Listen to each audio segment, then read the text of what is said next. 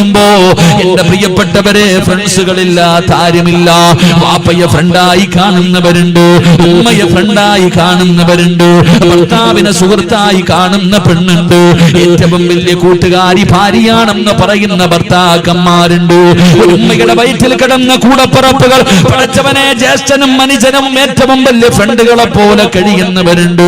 കുടുംബത്തിൽ ഫ്രണ്ട്സുകൾ ഉള്ളവരുണ്ട്, മറ്റു മതങ്ങളിൽ ഫ്രണ്ട്സുകൾ ഉള്ളവരുണ്ട്. എല്ലാവരും ആത്മാർത്ഥമായി പലരെയും സ്നേഹിക്കാറുണ്ട്. പക്ഷേ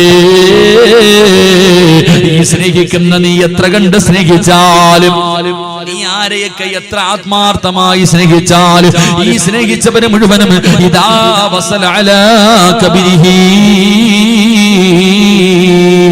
ഇവർ വരുന്നതിനൊരു പരിധി ഉണ്ടടാ ചെറുപ്പക്കാരാ.